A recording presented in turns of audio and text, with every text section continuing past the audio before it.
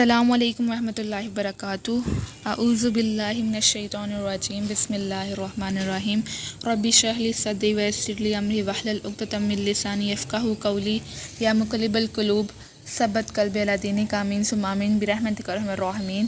آج کا جو ہمارا لیسن ہے وہ آیت نمبر 40 ہے۔ اس لیسن میں، اس آیت میں یا بنی اسرائیل کو مخاطب کیا گیا ہے۔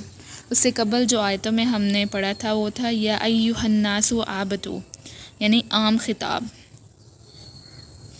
اور ان آیتوں میں ہم نے ان نعمتوں کا ذکر پڑھا تھا جو کہ بنی آدم پر عام تھی، مثلا زمین، آسمان، جملہ اشیاء کا پیدا کرنا۔ اور اس کے بعد جو آیتوں میں ہم نے پڑھا تھا وہ حضرت آدم علیہ السلام کا خلیفہ بنانا اور ان کو جنت میں داخل کرنا۔ اور اب جو ذکر آیا ہے، اب بنی اسرائیل کا ذکر آیا ہے۔ اب جو بنی اسرائیل قوم تھی وہ اللہ تعالیٰ کی بہت لاڈلی قوم تھی۔ ان پر وقتاً فوقتاً انعامات ہوتے رہے اور انہوں نے ان نعمتوں کا، ان انعام کا کفر کیا تھا۔ جو بنی اسرائیل قوم تھی وہ حضرت یعقوب علیہ السلام کی اولاد میں سے تھی۔ جو اسرائیل ہے وہ حضرت یعقوب علیہ السلام کا نام تھا، جس کے معنی عبداللہ ہیں، اللہ کا بندہ۔ اور جو ان پہ انعامات کیے گئے تھے وہ یہ تھے کہ ہزاروں انبیاء انہی کی لڑی سے، انہی میں سے مبعوث فرمائے گئے تھے، اور بہت سی کتابیں، بہت سی صحیفے بنی اسرائیل پر اتارے گئے تھے۔ اللہ تعالیٰ نے انہیں ایک ظالم بادشاہ کے شکنجے سے نکال کر انہیں ایک ایسی جگہ پر امن قائم کر کے دیا، یعنی کہ فرعون سے نجات دلا کر ملک شام میں انہیں ان کا تسلط قائم کیا اور ان کو آسمان سے آسمانی کھانا یعنی کہ من سلویٰ دیا، لیکن انہوں نے اس کا بھی کفران نعمت کیا، اس کا بھی انکار کیا اور کہا حضرت موسیٰ علیہ السلام کو، اے موسیٰ تو اپنے اللہ سے کہہ کہ ہمیں دنیا کے کھانے، زمین کا اناج چاہیے۔ اور انہوں نے ایک عمدہ شے کے بدلے اللہ تعالیٰ سے ایک گھٹیا شے کی ڈیمانڈ کی، اور انہیں چاہیے تھے زمین کے اناج میں سے گیہوں، پیاز وغیرہ۔ آگے اس کی ڈیٹیل ہم پڑھیں گے اگلی آیتوں میں، تھوڑا سا اگر ہم آگے پڑھیں گے تو تھوڑا سا اس کے بارے میں ڈیٹیل بتایا ہوگا۔ اور جو بنی اسرائیل قوم تھی ان میں سے بہت سے انبیاء مبعوث فرمائے گئے تھے، اور وہ اس بات کا بہت فخر بھی کرتے تھے کہ سارے انبیاء ہماری ہی قوم میں سے ہیں۔ بہت سے جلیل القدر انبیاء ان کی قوم میں سے تھے، اور ان کو یہ بھی تھا کہ حضرت محمد صلی اللہ علیہ وسلم بھی ہمارے ہی لڑی میں سے، یعنی کہ بنی اسرائیل میں سے ہی ہوں گے۔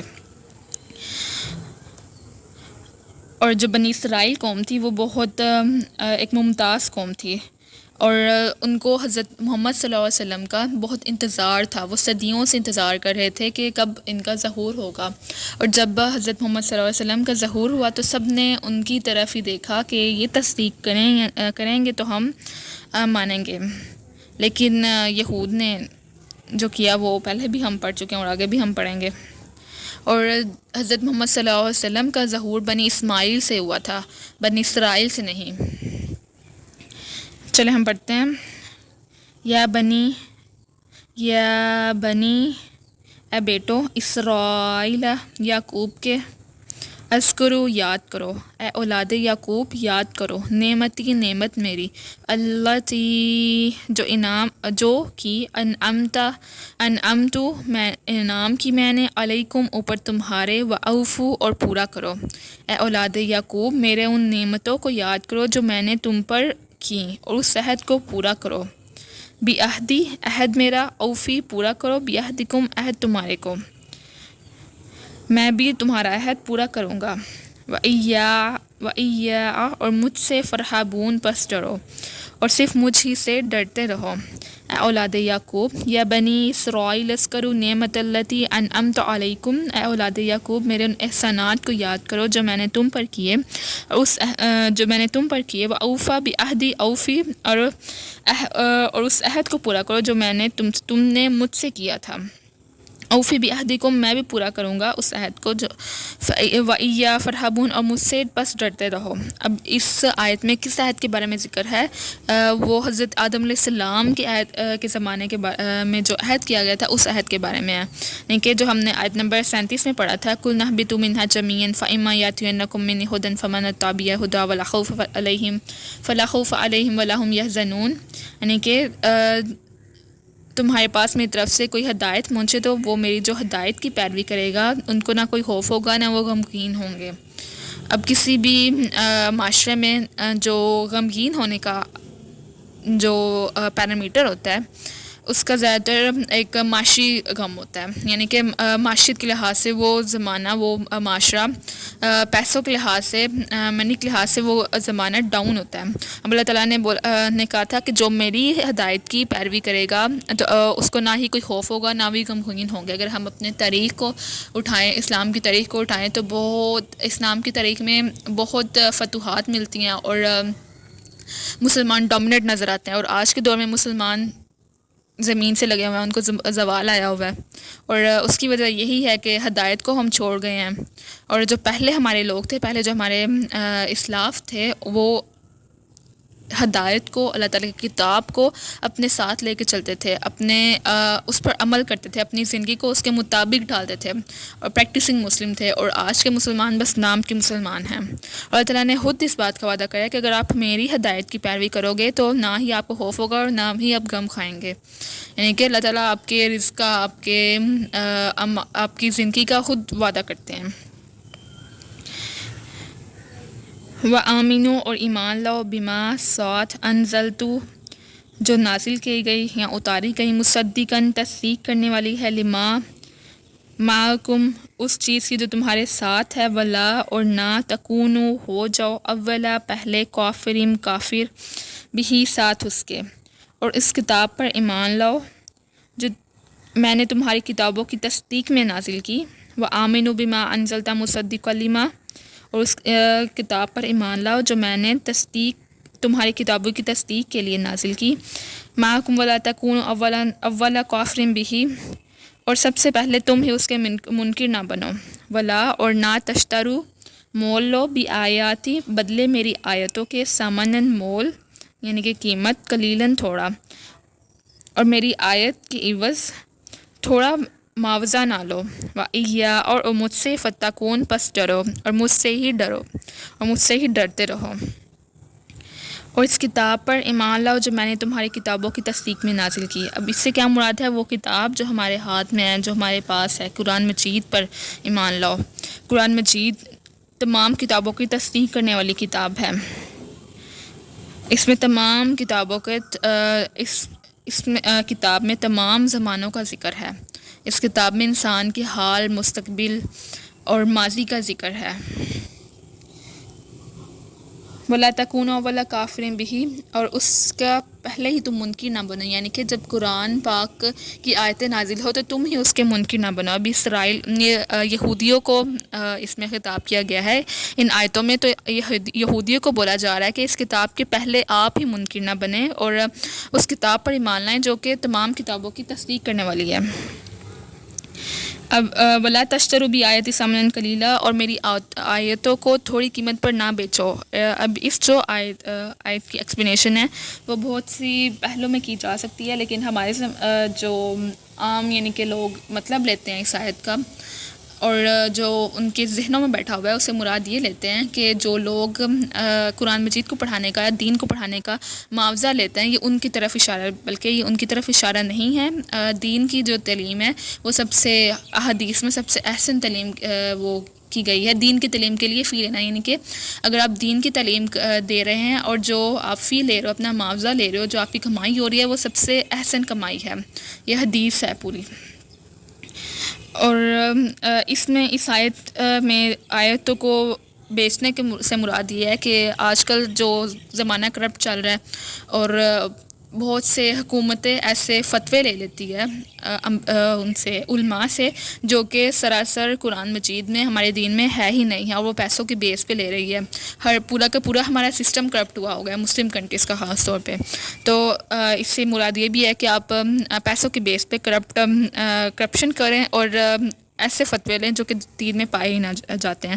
اور تیسری بات اس سے یہ بھی ہے کہ اس آیت کا اشارہ جو جاتا ہے وہ اس سے ہے کہ اگر کوئی گناہ، کوئی کرائم، کوئی بہت بڑا جرم آپ کی آنکھوں کے سامنے ہو رہا ہو لیکن آپ اس کے متعلق کچھ نہ کہیں، اس کے متعلق کوئی رد عمل ظاہر نہ کریں، بلکہ آپ بطور علماء، بطور دین کے ٹیچر آپ ان باتوں کا ذکر کریں جس میں خیر ہو. یعنی کہ اگر کوئی جرم آپ کے سامنے ہو رہا ہے اور آپ اس کے بارے میں اس لیے نہ بولیں کہ دوسرے جو لوگ ہیں اس میں اس کے خلاف ہوں گے، اس سے ان کو غصہ آئے گا، آپ اس وجہ سے اس بات کو چھوڑ دیں اور ان باتوں کا ذکر کریں، جنت، دوزخ اور راحت فراحت، اس طرح. اور اگلی آیت ہے ولا اور مت تلبسو، تم ملاؤ. اب جو لفظ تلبسو ہے عربی میں لفظ لباس جو ہے نا وہ لفظ سے نکلا ہے، جس کے معنی ہوتا ہے کنفیوژن کرنا، اور اس سے ملتا جلتا یعنی کہ تلبسو ملاؤ، یعنی کہ کنفیوژن نہ کریٹ کرو. الحق کا، سچ کو، بالباطلہ، ساتھ جھوٹ کے، اور سچ کو جھوٹ کے ساتھ نہ ملاؤ. وتکتمو، اور مت چھپاؤ، حق کا، حق کو. وانتم، اور تم، تعلمون، تم جانتے ہو، اور حق کو نہ چھپاؤ اور اس کا علم تمہیں ہے. اور سچ کو جھوٹ، یعنی کہ اس آیت میں ہے، اور سچ کو جھوٹ کا جامہ نہ پہناؤ اور سچ کو چھپاؤ نہ، اور در حالانکہ تم اس کا علم رکھتے ہو.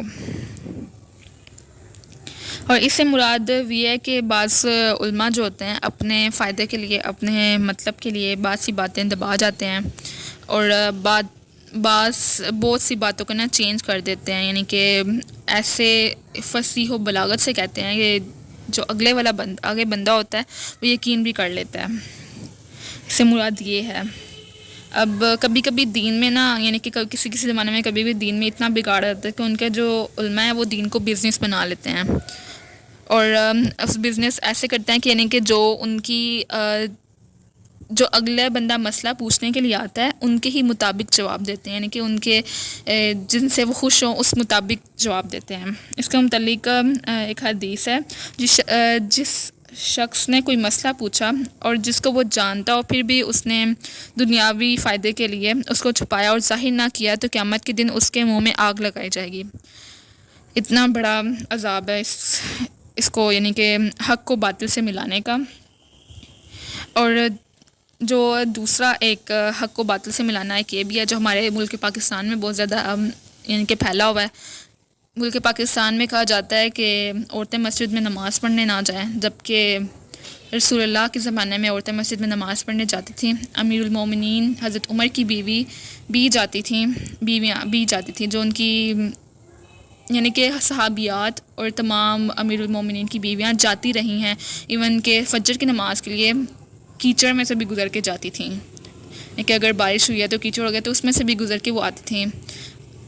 لیکن ہمارے ملک میں اپنے ہی وہ نکالی ہیں ایک حدیث، لیکن وہ صحیح نہیں ہے، ضعیف کہہ سکتے ہیں اسے، کہ عورت کا نماز پڑھنا گھر میں زیادہ افضل ہے. لیکن جو صحیح حدیث ہے وہ یہ ہے کہ دونوں کے لیے برابر ہے. مرد عورت کا جو افضل ہے، جو زیادہ یعنی کہ برابر ثواب ہے، وہ مسجد میں ہی پڑھنا ہے. وَأَقِیمُوا الصَّلَاةَ، اور نماز قائم کرو. وَآتُوا الزَّکَاةَ، اور زکوٰۃ دو. یہ میں نے نہیں کیا، میں دوبارہ پڑھتی ہوں. وَأَقِیمُوا، اور قائم کرو. الصَّلَاةَ، نماز کو. وَآتُوا، اور دو. الزَّکَاةَ، زکوٰۃ کو. اب اس میں ہے کہ نماز قائم کرو اور زکوٰۃ کو دو.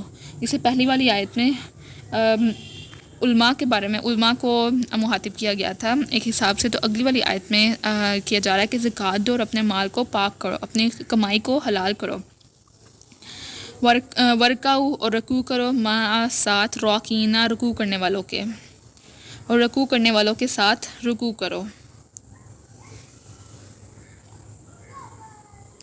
اب اس آیت میں یہود کو بھی مخاطب کیا گیا ہے، یعنی کہ یہ آیتیں یہود کے لیے ہی ہیں زیادہ تر. اس میں کیا ہے کہ جو یہودی ہیں وہ باجنماعت نماز پڑھا کرتے تھے، لیکن ان کے جو نماز میں نہ رکوع نہیں تھا، تو اللہ تعالیٰ نے ان کو مخاطب کیا اور کہا ہے کہ جو تم رکوع کرتے ہو وہ رکوع بھی رکوع والا نہیں ہے، اور تم ان کے ساتھ یعنی کہ مسلمانوں کے ساتھ رکوع کیا کرو. اور اس آیت میں نماز قائم کرنے کے، زکوٰۃ کو ادا کرنے کے، رکوع کرنے والوں کے ساتھ رکوع کرنے کے بارے میں ہے کہ جو لوگ نماز پڑھتے ہیں وہ زکوٰۃ بھی ادا کریں، نماز پڑھیں اور زکوٰۃ بھی ادا کریں، اور مسلمانوں کے ساتھ رکوع کریں. باقی اس آیت میں اتنا ہی ہے اور آج کے لیے اتنا ہی کافی ہے۔ السلام علیکم ورحمۃ اللہ وبرکاتہ۔